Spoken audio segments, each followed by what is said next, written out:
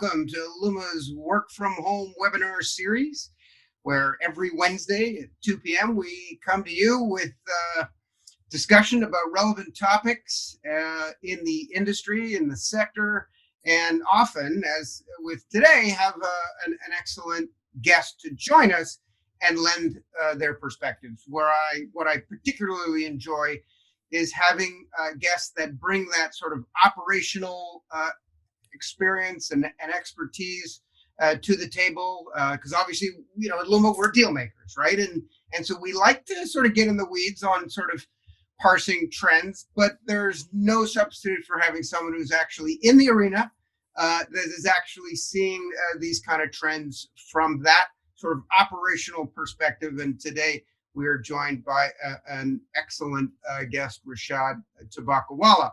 I'm going to come to his intro while we're still gaining our participants. And let me just share my screen here and talk about, okay, welcome to LUMA's Work From Home webinar series. Today we're going to talk about a fascinating concept, as far as I'm concerned, called radical candor.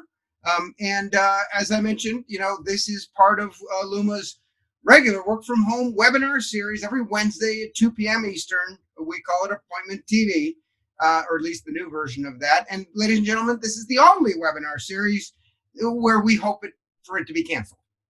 In other words, let's get back to work, shall we, sooner rather than later. Tune in next week, Wednesday, June 3rd, when we're going to talk about a concept we call B to D marketing. You know about B2C marketing, and you know about B2B marketing. B2D marketing is like B2B. It is marketing from business to business. It's just that unlike B2B marketing, where the product you're marketing is the company's products, in this instance, B2D marketing, you're actually marketing the company. So whether it's a commercial deal, a partnership deal, a distribution deal, a minority investment, or potentially a corporate development deal, we're going to talk about some of the considerations along that sort of funnel. And again, this is, here we are, Radical Candor here on the 27th of May. This is our fourth installment of the second season to LUMA's Work From Home webinar. As you can see, we got 3 more weeks to go, and then we're kind of hoping that we won't be renewed. Talks are in place between content and distribution, which are touchy these days, as we saw from the last minute announcements of HBO Max launching today with Comcast. But yes, talks are underway. We do hope, however, to continue the conversation and continue the dialogue about topics that are relevant in the industry. And we're hoping to migrate that to some new platform. Stay tuned for that. But I think in the interim, we're going to have those kind of conversations in a series we're calling Virtual Can Conversations, because after all, the weather's turning nice. The calendar is about to click over into June, and you know what that means in media and marketing? That means Cannes Lion in the south of France. Only this year, it isn't going to happen. So what would we be talking about at Cannes is exactly what we hope to be talking about in these sort of virtual Cannes conversations. And we're planning out a whole series of those with interesting people. In a week and a half, I'll be joined by Yvonne Markman, Chief Business Officer at Verizon Media, on June 9th at 11 a.m. To sort of kick off that series. Okay, back to today's topic, radical candor. Let's see, how did this come up? Well, it kind of comes up all the time for me because I sort of treat candor as one of these sort of key attributes of sort of any kind of narrative or storytelling or any opportunity you have to sort of talk to other folks. And today I'm thrilled and delighted to be joined by my good friend Rishad Tobaccowala. Rishad, needs no introduction in this industry. 36 years with Publicis in a variety of roles, from operational to managerial to innovation to strategy, to growth, all just basically held every hat one could hold. He is a favorite speaker at conferences. He is an outstanding author, best-selling author. His first and superb book, Restoring the Soul of Business, Staying Human in an Age of Data, is a highly recommended read.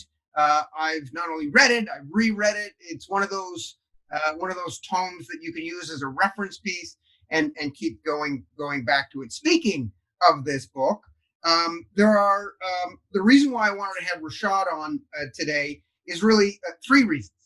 And what I have found particularly useful, and the reason why I'm picking three is because if you read his book, he's got this excellent methodology of always having lists of, three of this. Here are the 5 things for that. Here are the 7 things for that. Here are the 3. But 3 is a common occurring number. I think this is a methodology to help you sort of remember and organize things. But there's really 3 reasons why the Rishad's words tend to really sort of hit home for me and make a difference. One is this notion of perspective. So for me, we're all somewhat familiar with the trends and issues in and around our industry, but Rishad brings a different perspective to them that kind of makes me think twice. Tends to be very global in nature. Born in Bombay, and now basically I call him a citizen of the world because while his residence is in Chicago, the man flies a gabillion miles a year and ends up in many countries around the world, and I think brings that sort of world view to the perspectives of our sector. Things like talking about demographics and how the demographic changes. Again, it's sort of a question of he widens the lens so that we can think of things differently, and often what I would describe as orthogonally, in the sense that you get linear thinkers that attack issues straight on, and Rishad has this way of making you go, same issue, didn't manage to think of it that way. So number 1 was perspective. Number 2 is distillation, and this is the task that all of us have in this sort of capacity of trying to parse signal from noise and figure out what's real so that we can benefit our clients and whoever we're advising. And Rishad has this very unique way of distilling trends, doing what I call pattern recognition around what's going on in the marketplace, and developing these axioms. I don't know if there should be a term for them, like Rishad axioms or Rishaxioms or something like that. But he comes up with these fantastic sort of bite-sized narratives that manage to fit very well, not just specific applications, but have broader applications. One of my favorites is the future does not fit into the containers of the past. And I can't recall how many times, that type of application of an axiom comes up. So that's number 2 is distillation. But the third is candor. And I might go so far as to say radical candor. And this really comes across, and this is really, the first 2 are great. And I'd say table stakes and necessary to sort of convince people of your point of view. But really it's this third element, candor, which truly differentiates Rishad from so many people in this industry. In the introduction, we said, lots of industries suffer from groupthink and corporate think, and people tend to be afraid to call out things the way they are because of incentives, or it's inconvenient, or it's embarrassing. But there is no question in my mind, because I tend to apply the same application of candor to my business, where this sort of no BS, very pragmatic approach towards providing advice and distilling, trends has this incredible, you want to talk about variance, incredible variance in terms of distinguishing you from the also ran of, talking heads, but also where it creates real value. So perspective, distillation, and candor, the last of which I think is one of Rishad's greatest qualities and why he is here today. Ladies and gentlemen, Rishad Tobaccowala. Thank you very much for that great introduction, and now I shall leave, meekly and sheepishly. I mean, what? We're 10 minutes in, and I just finished the intro. No, but seriously, Rishad, let me back up. Were you always this way?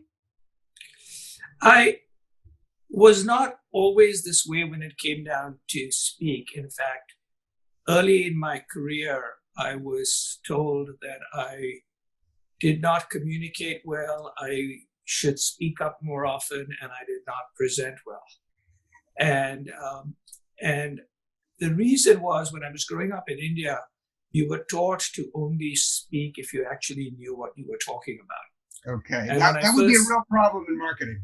Well, when I first came to the United States and I started working, at first I actually went to business school, and that's where it happened. They said, "How come you're not speaking?" I said, "I'm not sure," because I was surrounded by all these students who were really smart. They said, "How do you know that they are sure?" So I said, "They probably are, because they're speaking up." Because in India, we didn't speak up unless we were sure. They said, "Why don't you try speaking up too?" So that's how it began. And then when I joined the company, Leo Vedette, 38 years ago, one of my first bosses, and it's a story in my book, basically took me aside and said, "You're really, really good at all the spreadsheet part and the math part." And I joined account service when you started in media. He says, "You can do this code." But he says, "You're not going to go anywhere because you're too shy and you're too meek and you don't speak up." And he then taught me that how to do that. And his stuff is, if you think it makes sense, and as long as you know it's not bullshit and a lie, it probably makes sense, right? He says, don't say stuff that you know is wrong, but you can't be sure, especially in our world. And so that's how it began. Gotcha. I mean, it seems to me that it very much depends on your perch, right? Your people in certain jobs have more license than others. When you were running, Starcom, for example, I suppose in theory, right, there may be more constraints on what one might say versus, say, a strategy role where you're playing more of an advisor. How do you think sort of perch plays into this notion of the freedom, if you will, degrees of freedom you have in order to just be as candid as you can? So I think when you say things, there are three perspectives you always have to keep in mind. One is, if you're being provocative and saying things as they are, you want to make sure that you aren't actually hurting an individual, right? And if you want to actually have something that you want to say to an individual, don't say it in public, right? Because it's not fair, because you're speaking and the individual can't speak back, and you may not know all the facts. So one is to make sure that when you're speaking, that you recognize that. The second one is, as I became more senior in the organization, I was continuously reminded that you might think that you're speaking for yourself, but people think that you're speaking for the company, right? And therefore, be careful if you're going to say something for the company, which we have to then come up and clean up after you. But don't stop speaking. But just be careful that you aren't just hurt, because in effect, it's not just you that people can attack. It's your team and the company that people can attack. And be careful about that. And so I learned how to do that, which is I did it in such a way that actually most of the time, me speaking up actually made the company look good versus look bad. I go out of my way never to try to, as much as I can, pick on individuals, right? And the third, which is the most fascinating, is if you want to really be brave, speak about and pick on something that can crush you. Okay? Because it's very easy to basically be brave when you're basically looking at some little mosquito and saying, "Look, I'm really big." Right. But when you actually go against what everybody else is thinking. And so the big area eventually ended up that I learned how to do that with my bosses. And so one of my I worked for lots of amazing people, but for 25 of my 37-year career, I worked for two individuals. which was one was Maurice Levy and one was Jack Luce. Yep. And they basically, I would go in there, and Jack, in fact, would get so red in the face after sometimes I spoke with him. He would ask me to leave his office and said, come back after a little while. And his favorite chapter in my book is called The Turd on the Table, because he says, you came here and you provoked me, so I got upset. And I said, see, that means I'm right. I said, when you laugh at me, I'm not right. He laughed at me most of the time. But I said, once in a while, when like I'm really getting you worked up, is because I'm speaking up. And I did the same thing with Maurice in his office, or when I would, speak with him. And so to a great extent, they gave me the degrees of freedom, but they also taught me something that was very, very important, which is, and I remember Maurice saying this, he says, when you say something, I'm going to have to back it up. Otherwise, if I don't back you up, it means I'm cutting you off at the knees. And if I cut you off at the knees, then you're not my chief strategist. Right. So he says, be very, very careful, because I'm going to have to back you up unless you say something completely unethical or stupid. But I'm going to have to back you up. So he says, if you're not completely sure and you've got 5 seconds to check with me, just check before you say something particularly radical, right? Not for permission, but just in case I think you're saying something so hysterical that it's going to hurt the company. And eventually I got trained, right? So I would only 1 out of 100 times get myself into trouble. So this is the old notion that one should draft emails angry, but then send them to yourself and then read them the next day and then decide whether you want to send them or not. Type of thing. Use self-editing kind of mechanism. Well, yeah, but what happens is a lot of the crazy stuff that I would say outside, I would say inside first. Right. Okay. Right. And I already got feedback inside about how stupid or not stupid it was. And then I would go do it. Or you figure out how to nuance the discussion, because initial thoughts can be crude, and then when you get sort of good intelligent feedback, you realize how to maybe nuance it or something. Yeah, and that is the key, which is the ability to actually feel safe in your voice is a lot of what our industry is. Okay, in fact, one of the pieces that I have written is called "Diverse Faces Are Not the Same as Diverse Voices." So we rightfully now want to have as much diversity as possible, which I'm a big believer in. Yes. Even if you look at me as an immigrant, I believe diversity is very key. All kinds of diversity, including background. But what I sometimes worry about is that's only step one. Right. Step two is, how do you make sure that all these folks have voices, right? And sometimes the voice is something that makes other people feel uncomfortable. Mm-hmm. And so that balance between where do you actually not threaten someone or make them feel unsafe, but at the same stage, be willing to actually speak up and tell them things. And that is a very, very important thing that, oddly, what we have tended to do today is we've really rightfully amped up the diversity thing, which I'm a big believer in. Yes. But we have maybe dialed down the ability to speak up, because people will say that you have hurt me or something of the sort. And as a result, what you now have is lots of diverse faces, but not a lot of diverse voices. Now, this has been an advantage, because I often basically, therefore, the way I go to people is saying, what if the exact opposite of what we just said was true? Can we build a case for that? Right. Okay. And that way I've learned you can actually get the different points of view without in any way someone thinking that it's a form of, microaggression or something of the sort that gets somebody upset. Because you could, because everybody has different backgrounds and different nuances. So what you might think is a joke, somebody else might think is a threat. So you have to be careful, which I completely appreciate. So now I come up with these things about models, right? So if I come up with a model, and the model is radical, but it's very clear I'm talking about a model. I'm not talking about you. Right. And so you can't say, all you can do is say the model is wrong. Right. Which is perfectly fine.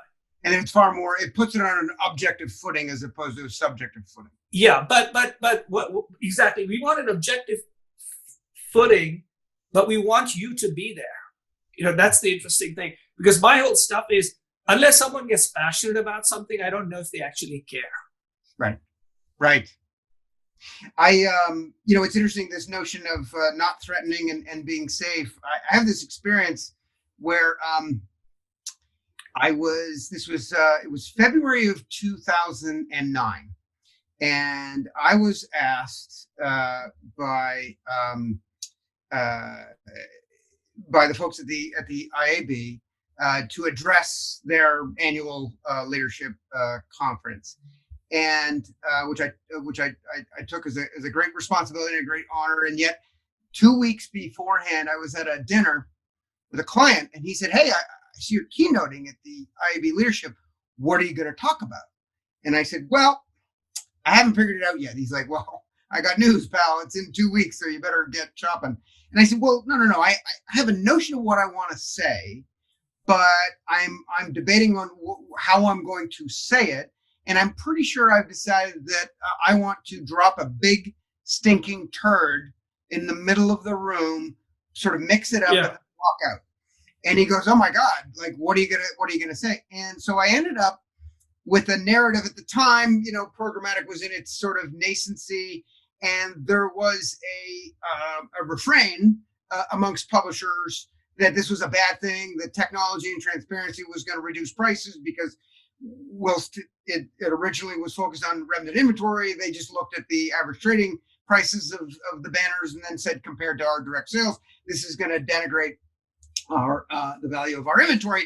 And so the narrative was pork bellies. In fact, that was the term thrown around, as this is just going to create pork bellies. And my narrative was, well, maybe we should think about the opposite of that, which, as you point out, is a great technique. I remember in high school, I was a member of the debating club, and in debating practice, we would study up on the two sides of the debate, and you'd about to stand up and argue for, and the teacher would say, "Oh, by the way, you're now against, so just switch it at the last minute." And you got to be prepared to give and exactly arguments on the other side. It's very, very valuable. At any rate, so I knew the message I wanted to get across, but I was worried that 500 people in the room would be against me if I said this, and so I decided to construct it with a humorous narrative. In other words, a spoonful of sugar helps the medicine go down.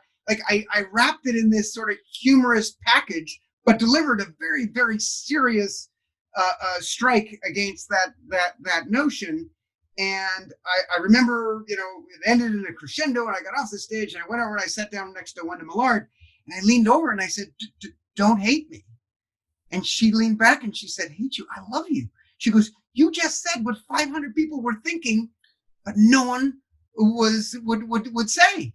Yeah. And so what I discovered was, it basically exposes cognitive dissonance, right? And there's so much cognitive dissonance in an industry that wants a certain narrative to be true, and no one is incented, nor is it socially acceptable even, to sort of to bring up the contra case, even though people in the back of their minds are like, "Oh my God, that is so true." For the rest of the conference, by the way, everyone, hundreds of people came up to me going, "Dude, you're like so right. That was so bang on." And I'm thinking that was my methodology for delivering something that seemed to be, not exactly nice. Yeah. Not non-threatening. Try to de-threaten it, make it safe by making it funny. And as someone said, it's been, because then of course I found use in this methodology, so I've done it again and again and again. And people say to me, so often you'll come up and say something where the real response will be, "Oh shit, it's true." It's like, it's true. It's just that the delivery has to be wrapped in something. Yeah, you wrap it in humor, and in many ways you're like Mary Poppins. You basically use the spoonful of sugar of humor to make the medicine go down. Yeah, but it's fascinating to me, this notion that a lot of people are, clearly from the feedback, a lot of people are thinking these things, but everyone's afraid to say it. This is the So the reason, so what tends to basically happen is, in many, many companies, and this is all across, people are very fearful. And there are a few reasons what I've tried to understand, because all of us are fearful. So, you have to understand why you're scared. And so there is one form of being scared, which is that you can be wrong. Okay. And so there's a certain amount of insecurity, especially when there are new things. Senior people or middle level people don't want to look wrong. So the whole idea is, I don't want to say something I might be wrong, which is number one. Second is whenever there is a time of change, as we continuously have, I've always said that change sucks. So it's change when people come to me and say change, and I say, I'm happy, why don't you change? Okay. It's unlike anything else. So when people say, like, this is great restaurant, let me take you. Here's this great beer, let's go have it. Nobody basically says, change, let's do it. They say change is good for you, right? They never say it's good for them. So part of it is whenever we change, especially when we are middle to senior management, we have to learn new things. And because we have to learn new things, we look stupid. And a lot of our persona is in many ways built around something that isn't as real as we think it is. And so we don't want to sort of shatter it. Okay. So we have this persona, which is one, and then in it, we have this little squeaky little person who's scared. And all people tend to be that way, but we sometimes don't speak up. So that we're scared of looking bad. We're scared of, disappointing our bosses or whatever else we have. But the other one, which is very important, is at some particular stage, we are all bought out by our incentive systems. One of the big things that we both agree, and I've always agreed, is you explain to me someone's incentive systems and I will explain to you their behavior. Absolutely. And one of the reasons why year after year, all these amazing companies talked about change, but they never changed, is because change was basically a conference and a press release. Right. The incentive systems was status quo. And what happens is the press release doesn't feed my family. Right. The incentive system does. And so what basically begins to happen is they're scared because new things will break their incentive systems. Yeah, but I absolutely subscribe to that notion. But in this sort of age of authenticity, we all talk about this notion of, well, you got to be authentic, and I'm a big believer that if you're not you, if you're you come across so much better, right? You're much more effective if you're being you. It's why I tell people I tell jokes, because I've been doing that anyways, and I'm more natural in that capacity. Although, so now in this context of if you're trying to pull the wool over people's eyes and everyone knows it, right? It's sort of talk about blatant shill. Like you're selling for your company, the incentives align you to do well for your company, but this notion of and maybe it's a division between short-term gain versus long-term gain, but it seems to me being more objectively credible, right, has more currency, more sustainable currency that in the long run will benefit your company, your career, but by not being this sort of ridiculous shill always saying everything is great. Yeah, and what happens is you've got to sort of always expect that almost everybody out there knows what you're up to. Right. Okay. So we always believe that we can project all kinds of fake illusions, but people sort of look through those, which are very important. And if you look at it, for many years, about 20 years ago, I started talking to a lot of folks in my own company. And over the years, I learned how to stop doing any work and surround myself with a bunch of great people who have become superstars and did all the work. And I just hung around. But one of the things I taught them was how to build a brand. So and you've done that, which is, I truly believe that even if you're someone 3 years in to a job, or your middle management or senior management, you should build a brand. And I've done this with a lot of clients, and my kids have done it. And I did it to myself, but I stopped after about 10, 15 years ago. I figured out what my brand was and I held on to it. Yeah. But it's a 9-word exercise. And, it's in my book. And anytime whether you're a student or very senior, CEO level people as they're switching jobs, not CEO, but just level below that, usually talk to me. And they basically say, hey, you have some advice? And I say, do this exercise. It's 9 words. So 3 words that describe your niche. What are the 3 things that you're good at? To your point of me saying it in 3. So what are the 3 things that I'm good at? So in my case, I basically said future, change, and innovation. Okay, that's fine. But people don't follow just your tools. They don't say, that's what you're good at. What they want to ask is, who are you? Because the thing that most leaders have forgotten is people don't follow titles, they follow people. Right. Right. And that is the big mistake. A lot of people have these titles. They know that people are only following the title, and when you replace them, someone else, they keep following the title. But if you're really good, if they take the title away from you, they'll still follow you. Right. And so that is, what's your voice? This is to your point. And that's the thing that's the hardest for most people to come up with, which is, what is your voice? Okay. So my voice, and you ask people around, and my voice supposedly is authentic, provocative, and inspirational. Okay. So my stuff is, this is what I do. This is how I do it. And then you have 3 words, which is, okay, why the hell should I believe you? So in my case, like, I'm a mongrel. I've done lots of different things. I'm global. And every 3-4 years, I seem to lose my job and reinvent it. So just reinventing. So those are the words. And then you can frame and filter your life through that. Because, the idea right now, one of the things I keep explaining to people is, I said, what rulers do you measure yourself by? It's a very innocuous question. What rulers do you measure yourself by? And I asked, so ruler number 1 is, how do you measure whether you are successful or not successful? What are some of the rulers? And usually it's not really one ruler. Like yesterday, I was listening to someone at the University of Chicago Business School, and those were, how well do I do? How good am I? And how do I feel? But they're different sort of rulers. And so some people will say, one of my rulers is, I want to make sure I make lots of money. Another one is, I want to make sure that I have great relationships, whatever. I have health, whatever your rulers. That's one ruler. So you should know that. Second is, who do you owe allegiance to? Regardless of whether we work for one person or we work for 100 people or we don't have any bosses, sooner or later there's some boss, right?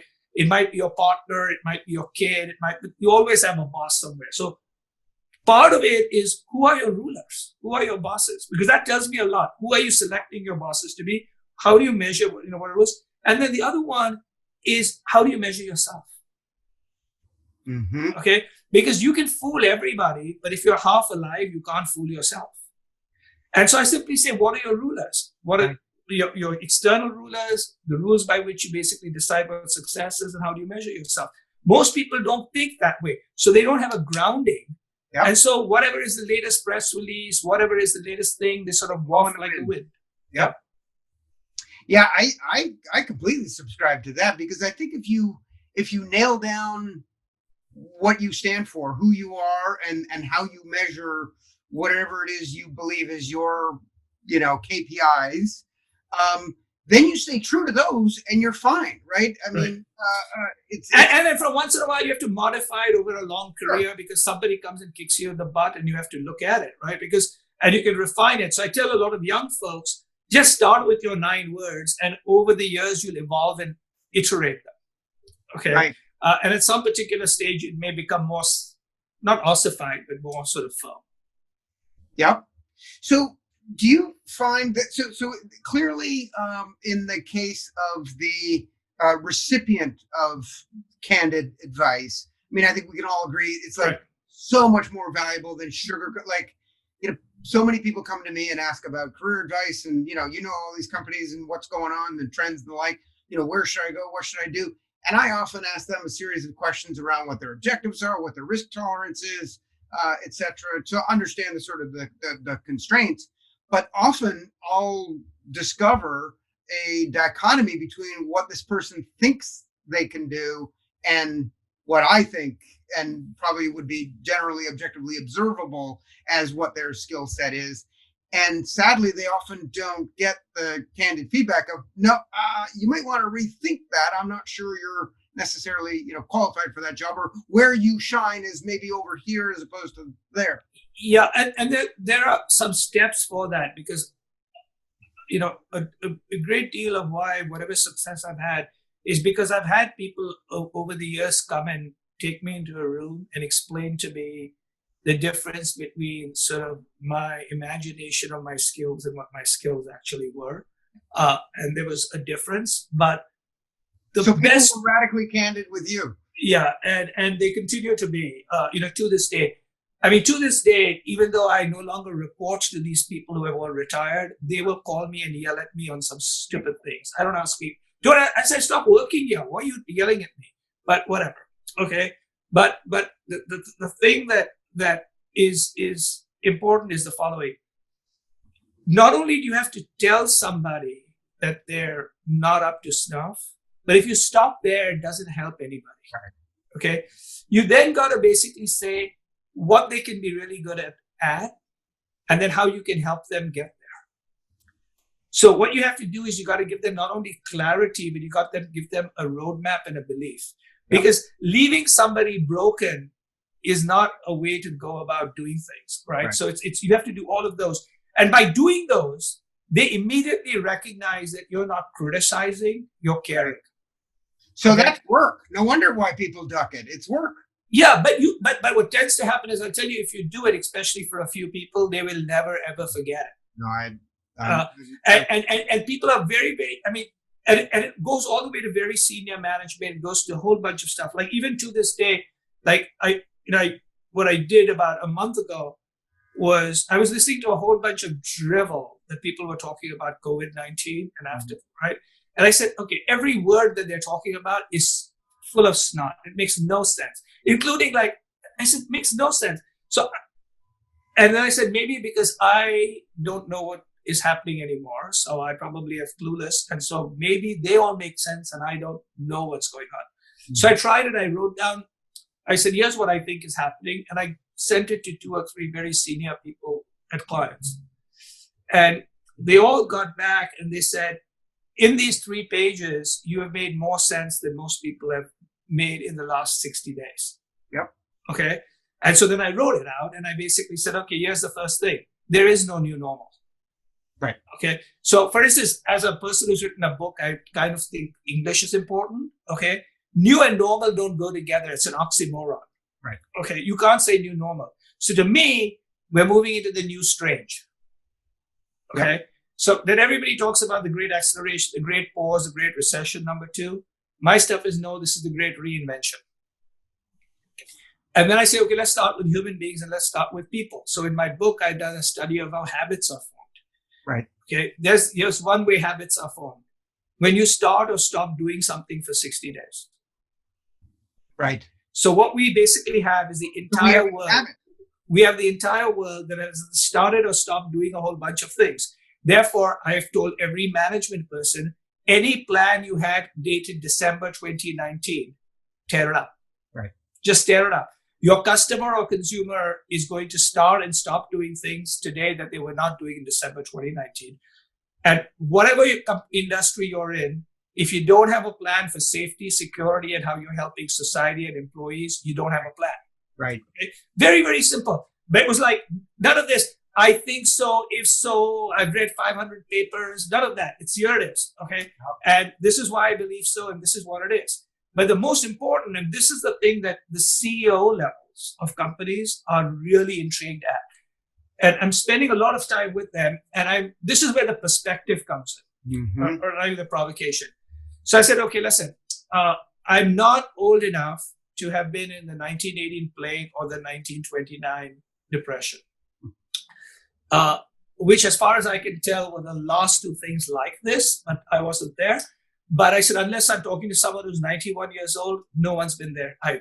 Right. Okay. So therefore, let's assume none of us have seen anything like this. So I said, okay, I've seen something for 4 decades. I worked for 4 decades.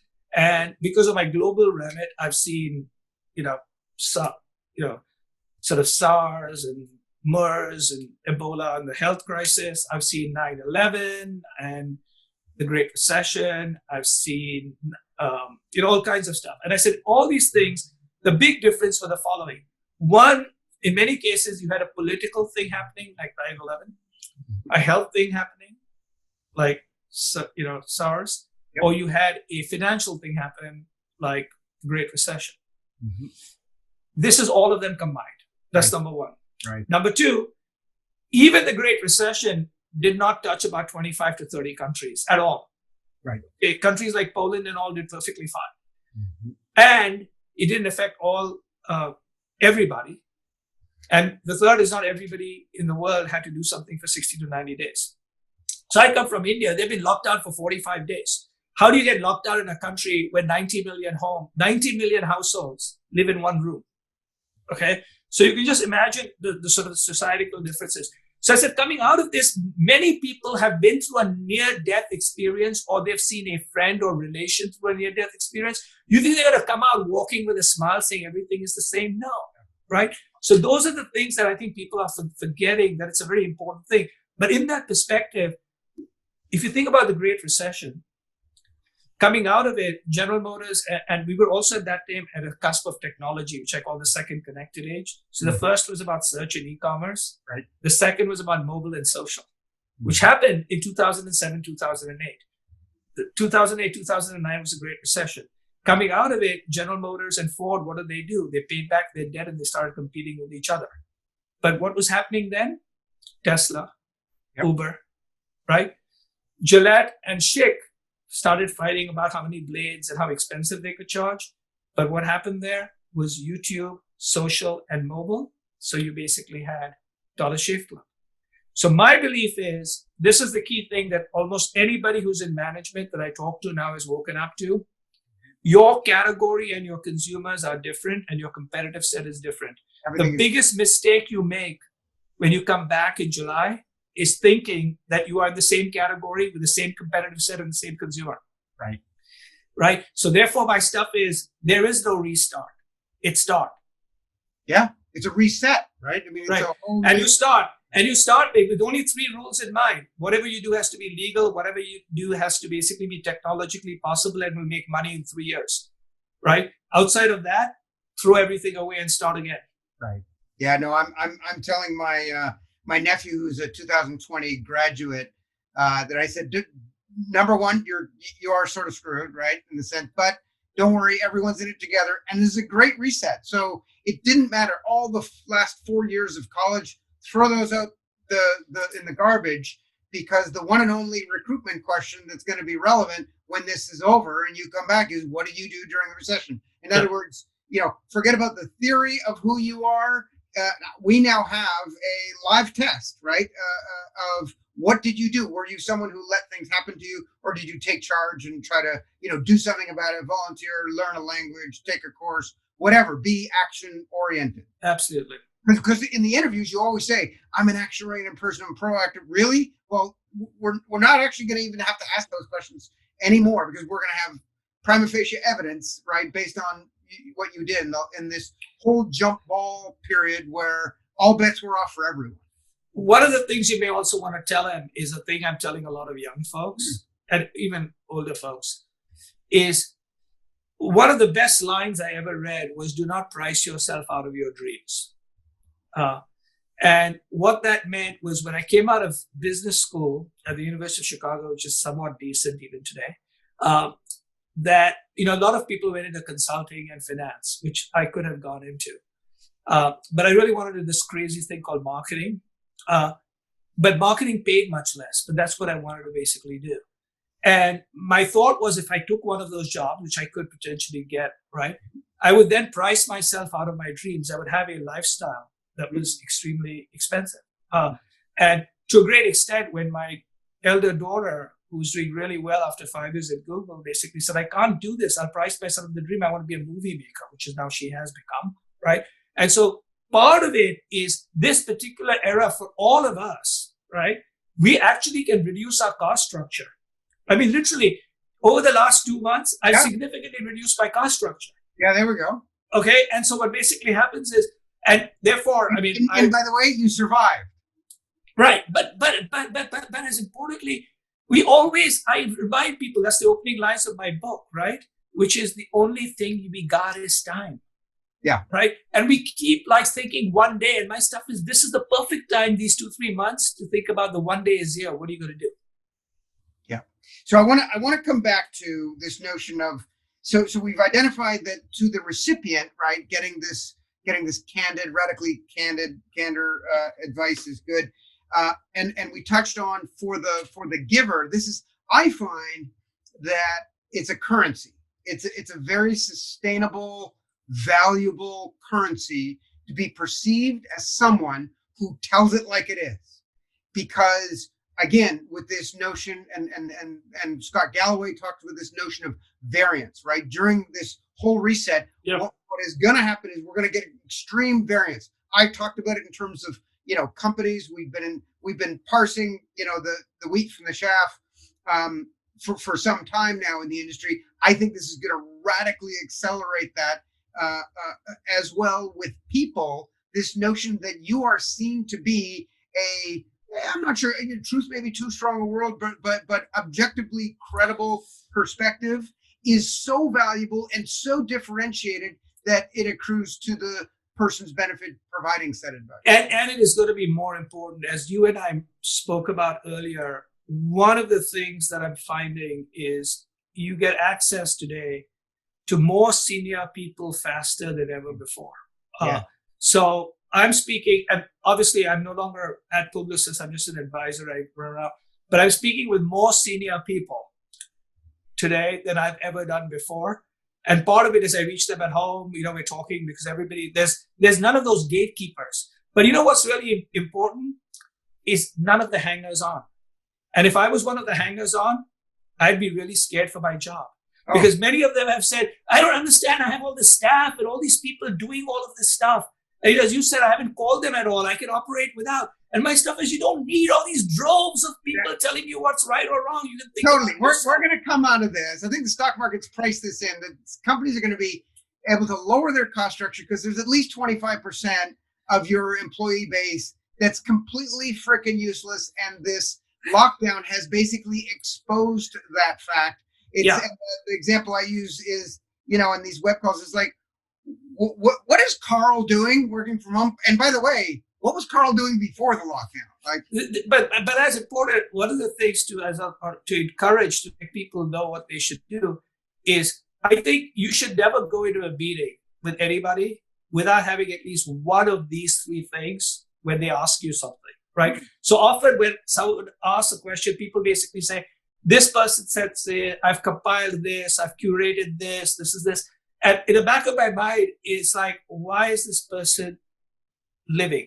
Right. If that's what they're doing. Machines can do that, right? So instead, I simply say is, do not go in without either a perspective, which is, okay, how do you frame this? Right. People are interested in that. Second is a point of view. Here is what I think, right? And the third is a provocation. Here is why you're thinking wrong, right? Yep. Or here's how we are seeing it as wrong. So if you don't have a perspective, a point of view, or provocation, there is no reason for you to be employed. Correct. You're a paper shuffler. Yep. In that instance, I have found that if you provide an opinion, I think things are going to go in this direction. And like if I said something like that in 2008 or 2009, when it was early that people in this industry were getting to know you, I mean, that only has a certain value because time will tell. Yeah. But you develop a track record, right? I mean, you can go back and see what I posted 2008, where I suggested, and it was viewed as heretical at the time, right? That Amazon, I drew this funnel and I put Amazon at the bottom, and I said, and I put Yahoo at the top and Google, in mid funnel. And I was just giving examples of sort of how the funnel worked and who was where. And I said, it would seem to me, it would behoove the people at the bottom of the funnel to move up funnel into media as more data and more media became addressable to be able to, drive their core business. It would seem to me that Amazon is getting into the media business, and people are like, what an idiot. And of course, now that's like, duh, no kidding. They're one of the largest and certainly the fastest growing media business. But call it, and it's the same thing with you don't have to get them all right? But if you get the preponderance of some of the key ones right, people remember that, such that you have so much more valuable currency the next time you're super candid about something. You are, and you've been right, and quite a few people have been more right than wrong, which is fantastic. But there's another couple of things, which is, one is, it's not just that you have a track record, but you actually do, right? Which is very important. And that you aren't full of shit, even though you might look like full of shit. Okay. Because here's the key. The message is important. Yeah. But as is the messenger, and not just the track record of the messenger, but is the messenger someone that people actually believe has something besides their own interests at heart.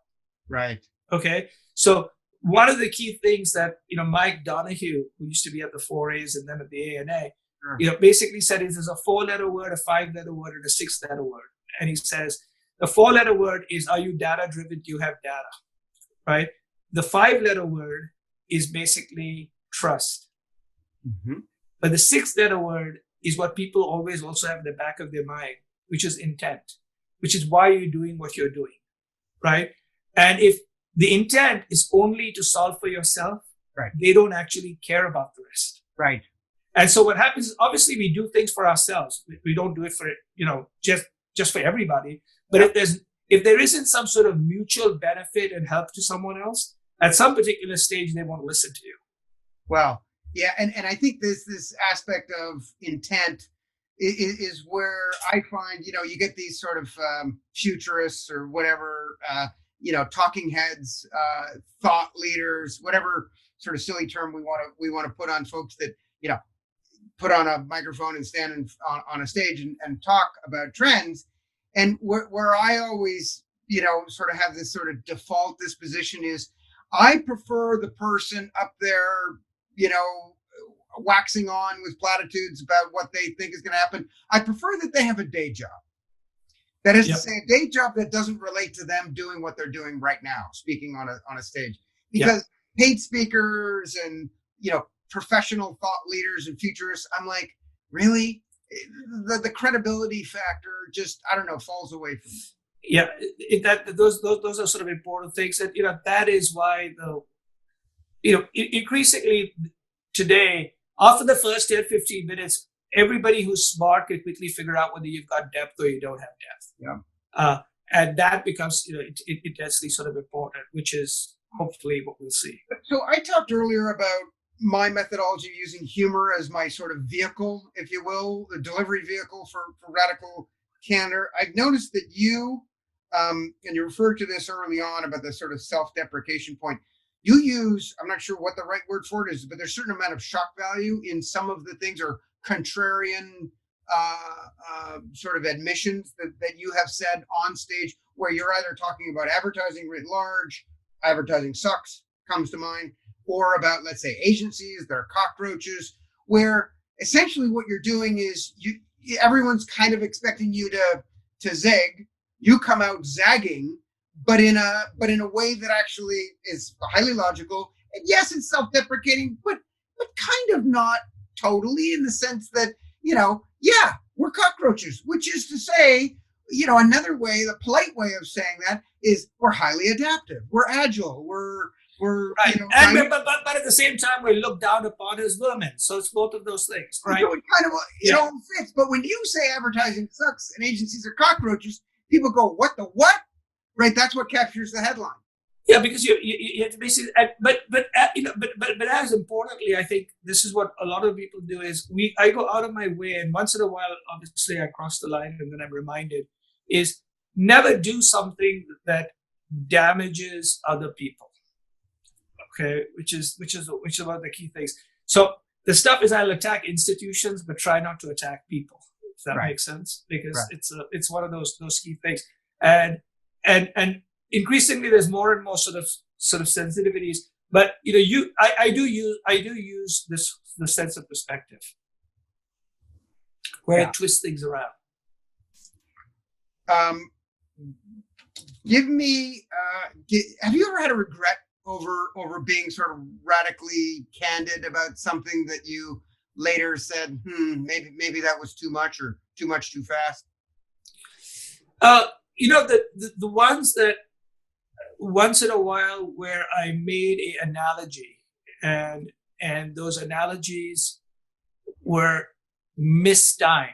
So I won't go into the exact analogy, but there was an analogy that I made the day after our current president was elected, in a room where most of the audience was shell-shocked. And so if that analogy would have played well if it wasn't that day, right? And it didn't work very well. And people said, why are you saying such shit? You normally don't say things like that. So usually when these things tend not to work is because I've forgotten the context. I get so excited about me having come up with a fantastic line, but I forget that the context doesn't make any sense. Do you find it easier to be sort of candid in an internal advisory context or external with clients? Because you've had both jobs and you've had both jobs simultaneously. Yeah. So I've done it's the same thing, excepting that internally I have to spend less time building reputation. So if it's a client, initially I have to get to know them, inside, because I've been around for so long that I'm like this black sheep that they know about. This is what he does. But outside, it has to be a little bit more important. But one of the things I remind folks, and anybody in the service business, is anybody who's a good client really wants you to speak your mind to them. But you have to be. Wait a second. There's a big difference between clients saying, "I really want you to be candid." Yeah, but I said, yeah, but the ones that mean it, you can figure it out. But the way I look at it is simply this. But even the ones who want it, you have to recognize, you have to deliver it in a certain way. Okay. So many guys will say, "You so sweetly and elegantly kind of told me that I was a fool." Right. Right. But he did it respectfully and with elegance. And so I heard it. Right. I heard it. So he says, I may not agree or disagree, but I heard it. Okay. Right. And the way you did it, I heard that too. So this is the key thing. When you get to people who are very, very senior,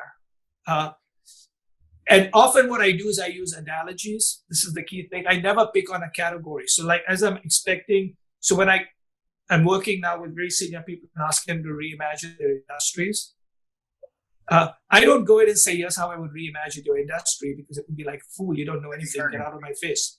But here's what I say. So I said, let's do this. Let's try to reimagine the industry you and I both know well. So I pick one of three industries. One of them happens to basically be travel.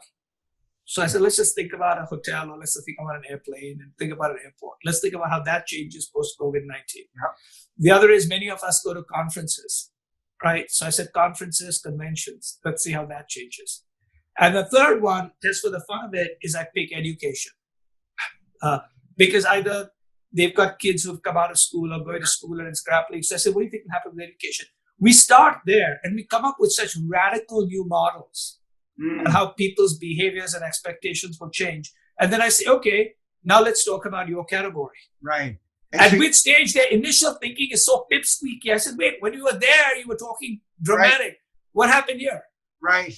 And then they say, okay, now we understand. Right. And so that's the way to do it. Yeah. Okay. I like that. Well, I think it's clear that the notions of sort of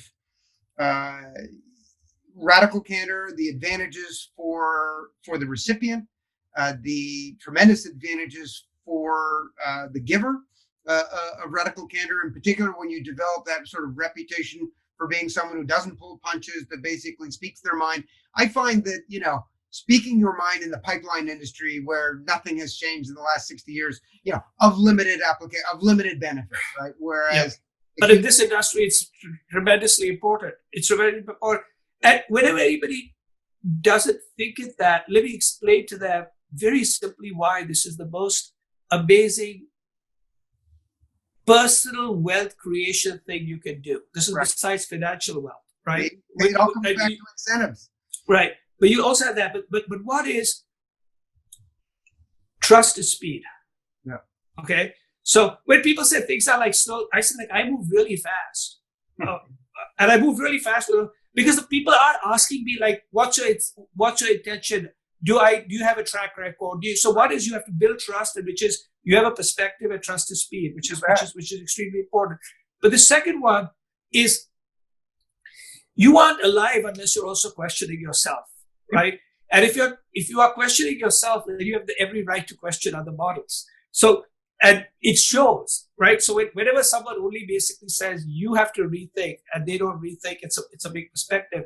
Right. And so, like, there's this chapter in my book called How to Upgrade Your Mental Operating System. Mm-hmm. Literally, that essay was how I got my job, which is build the case for the exact opposite of what you believe in.